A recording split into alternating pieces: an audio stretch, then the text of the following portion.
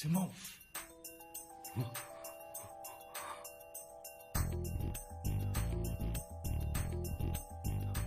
సీటింట్లో మనమేం చేస్తున్నావురా? అక్కడెవరున్నారు? ఎక్కడ్రా? థియేటర్లో. అక్కడేగా అమ్మాయి ఉంది. అమ్మాయి అక్కడ కాదురా, ఇక్కడే ఉందిరా. అమ్మాయి ఎక్కడుందా?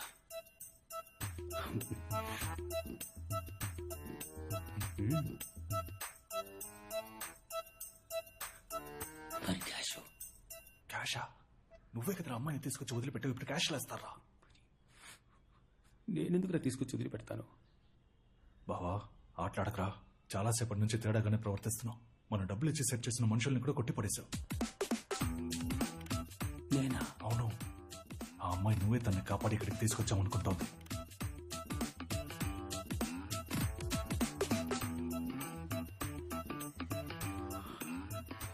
నాకేమీ జ్ఞాపకం లేదురా.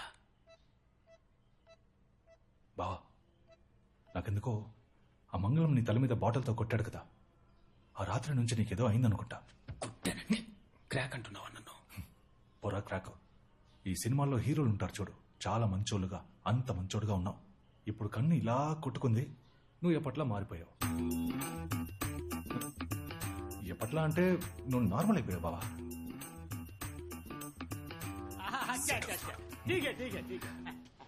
अरे अरे बैठो जी, आप भी बैठो जी. మీరు నా బేటీని కాపాడారు, మీకు ఏ హెల్ప్ కావాలని అడగండి, ఈ సెటు మీకు చేస్తాడు. లేదు, ఒక మ్యాటర్ మాట్లాడేద్దాం. సెటు, మన ఏరియాలో ఎలక్షన్స్ వస్తున్నాయి. నేను కార్పొరేటర్ గా నుంచుంటున్నా. వావ్, మీలాంటి బంగారం మనసున్న వాళ్ళు నించోవాలి. అదే సెటు, కొంచెం డబ్బు ఖర్చు అవుద్ది. డబ్బు ఎంత ఖర్చు అవుతుంది? ఒక 50 లక్షలు ఖర్చు అవుద్ది. ఇచ్చి హెల్ప్ చేస్తే బాగుంటుంది. అరే బాప్ రే బాప్, 50 lakhs. డాక్యుమెంట్స్ ఏమైనా ఉన్నాయా?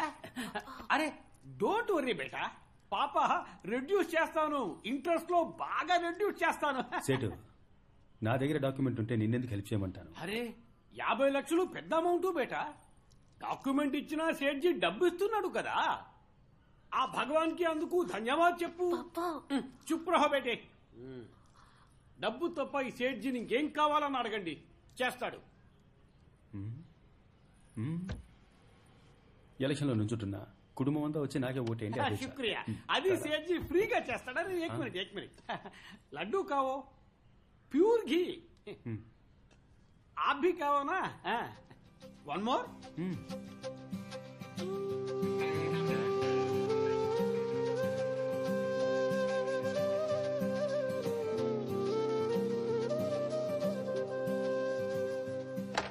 బాబా, నిజంగా నేనే తనని కాపాడాను. నేను చేసిన పర్ఫార్మెన్స్ కి క్యాష్ లడ్డులా ఈ పాటికి చేతికి అందేదిరా. అంతా పాడు చేసి నేను చేశానని అడుగుతున్నా. రేయ్, నువ్వు నేను కుక్కలా తిరిగాను డబ్బు కోసం. ఆ తర్వాత కిడ్నాప్ ప్లాన్ వేశాం. మరి నేనేందుకు పాడు చేస్తాను రా? ఓ, అయితే నేను పాడు చేశానంటావా?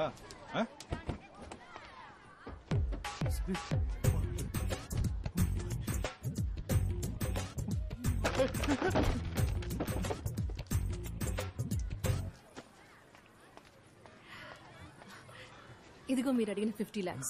ఇవి మీ నాన్న ఇచ్చాడా? కాదు, నేనే ఇస్తున్నా. నాకు ఈ డబ్బు వద్దు.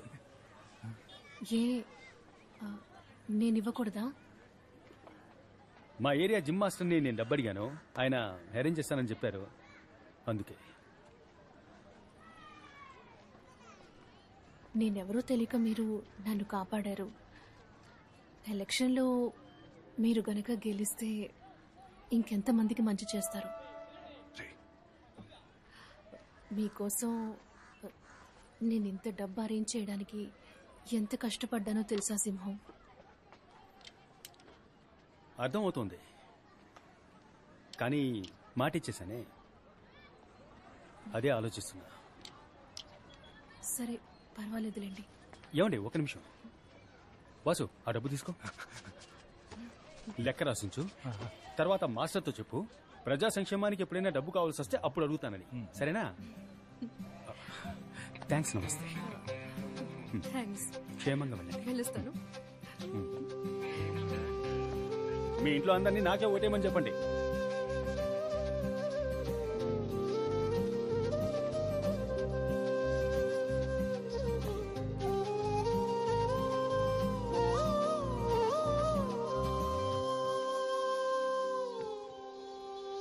బ్యాగ్ ఇవ్వరా, బ్యాగ్ ఇవ్వరా, బ్యాగ్ ఇవ్వరా. చిక్ చిక్ చిక్ చిక్ చిక్ చిక్.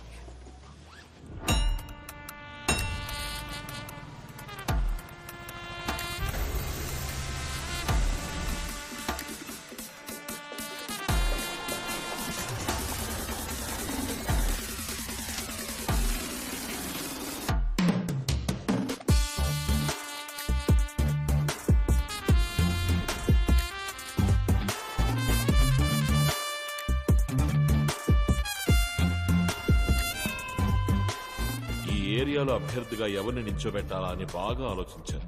ఒక మంచి నాయకుడు తానుగా ముందుకు రాకూడదు, నేనే నాయకుడినని. కానీ స్పష్టంగా తెలియాలి వీడే నాయకుడు అని.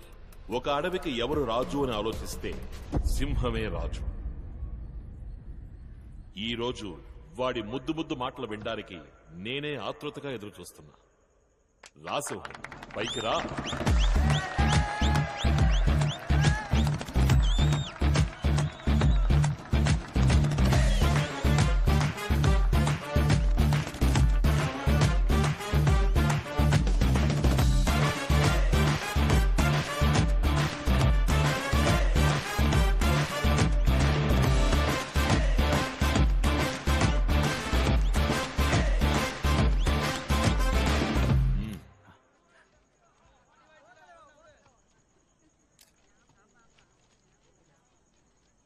గౌరవనీయులైన పెద్దవాళ్లకి, మాతృమూర్తులకి, వేదికను అలంకరించిన పార్టీ పెద్దలకి, నాయకత్వానికి నిలువెత్తు నిదర్శనం మన అన్నయ్య. నమస్తే అన్నగారు.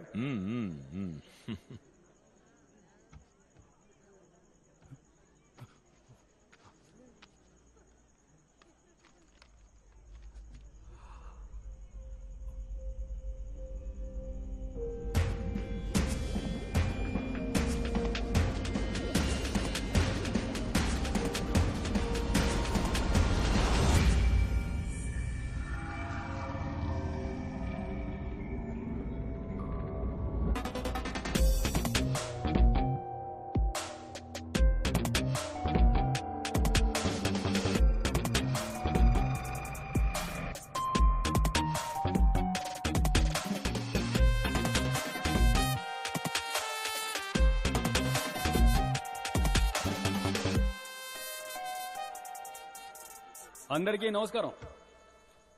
అన్నా నమస్తే అన్నా, బాగున్నారా? నేనే మన ఏరియాలో కార్పొరేటర్ పోస్టుకు నుంచోబోతున్నా. మన పార్టీ ఏమో 50 ఏళ్లకు పైగా రాజకీయాల్లో ఉంది, కానీ ఇన్నేళ్లుగా ఏది మారలేదు. పార్టీ గాని, పార్టీ జెండా గాని, పార్టీ చిహ్నం గాని, మన జీవితాలు గాని ఏ ఒక్కటి మారలేదు. కానీ అన్నగారి కుటుంబం మంచి మార్పు, మంచి అభివృద్ధి తరతరాలకి కదా అన్నగారు.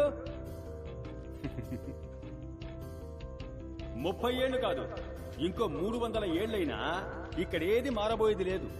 మనల్ని మారనివ్వరు వీళ్ళు. మనలో మార్పు రానివ్వకుండా మనల్ని జాగ్రత్తగా చూసుకుంటారు. ఎందుకంటే మనం ఎదిగితే అది వీళ్ళకు మంచిది కాదు. ఏంటి కోపమా? ఆవేశము విడిచి మూలకెళ్ళి నుంచోండి. మనం ఆశించే రాజకీయం వీళ్ళకి అర్థం కాదు.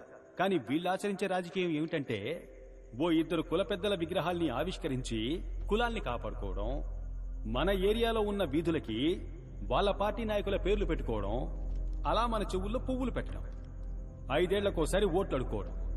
ఆ తర్వాత మనకేమైనా సమస్య వచ్చిందంటే, అంటే ఈ వరదలొచ్చాయి, తుఫాన్ వచ్చింది, తలదాచుకోవడానికి చోటు లేకపోతే వీళ్ళ దగ్గరికి వెళ్ళి చేతులు చాచాలి. అయ్యా ఏదో ఒకటి చేయండి అయ్యా, పిల్లా పాపలతో రోడ్డున పడ్డామని. వీళ్ళంతా దాన కర్ణులు కదా. ఏదో వీళ్ళ బాబు సొత్తు తీసుకొచ్చి మన చేతుల్లో పెడుతున్నట్టుగా మనం పప్పు ఉప్పు కొంటూ ఇచ్చిన పన్ను డబ్బుని వాళ్ళు మింగేయగా మిగిలింది మనకిస్తారు. అది కూడా కుక్కకు బిస్కెట్ వేసినట్టుగా. అది మనం ఏరుకొని వీళ్లకు దండాలు పెట్టాలి.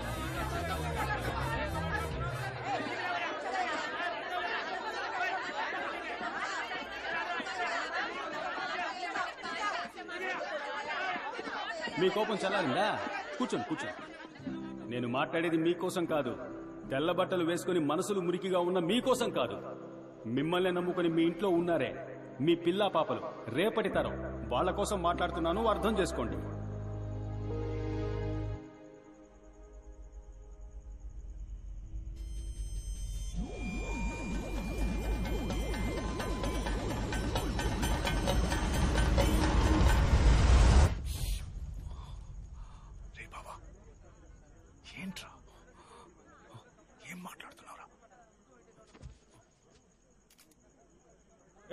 నేను ఇందాక నుంచి చూస్తూనే ఉన్నాను. ఏంటి వచ్చినప్పటి నుంచి అన్నగారి గురించి పార్టీ గురించి తప్పుగా మాట్లాడుతున్నావు? ఆధారం ఉందా నీ దగ్గర? నీకు టికెట్ ఇచ్చిన తర్వాత ఇది అవినీతి పార్టీ అయిపోయిందా? ఆపోజిట్ పార్టీ వాళ్ళ దగ్గర డబ్బు తీసుకున్నావా ఏంటి? అడగటయ్యా.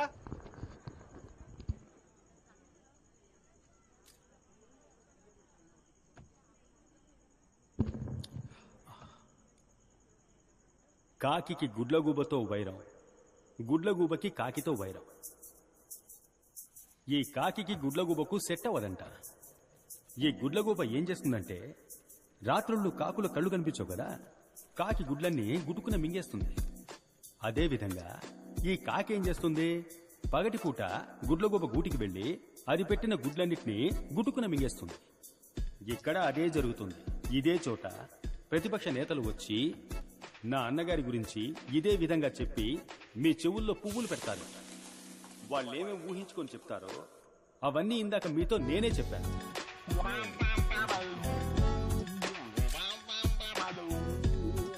ఎందుకంటే ఇదంతా టైం వేస్ట్ కదా, మీ సమయం వృధా కాకూడదని నేనే చెప్పేశాను.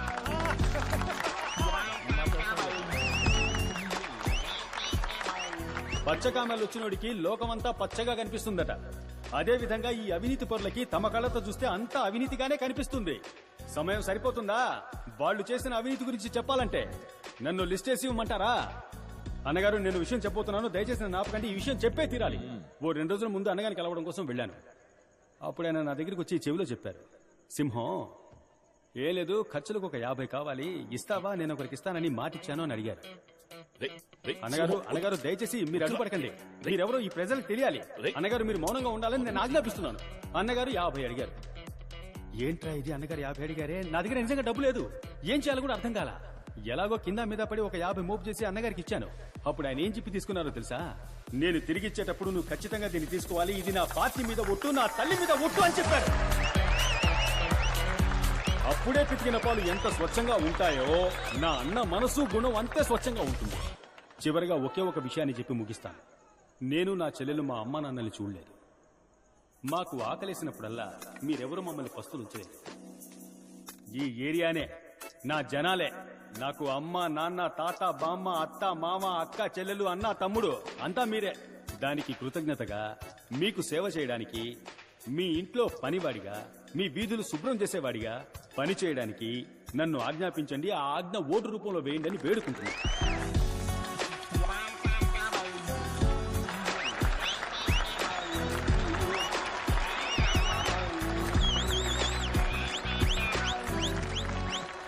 బావా, ఆ రోజు సేటు కూతురిని కిడ్నాప్ చేసినప్పుడు ఇలాగే మారిపోయావు. ఈ రోజు నువ్వు మాట్లాడింది విన్నాక వణుకొచ్చేసిందిరా. నీ మీద ఒట్టు ఎలా మేనేజ్ చేస్తావని భయపడిపోయాను, కానీ సూపర్ గా మేనేజ్ చేసావురా.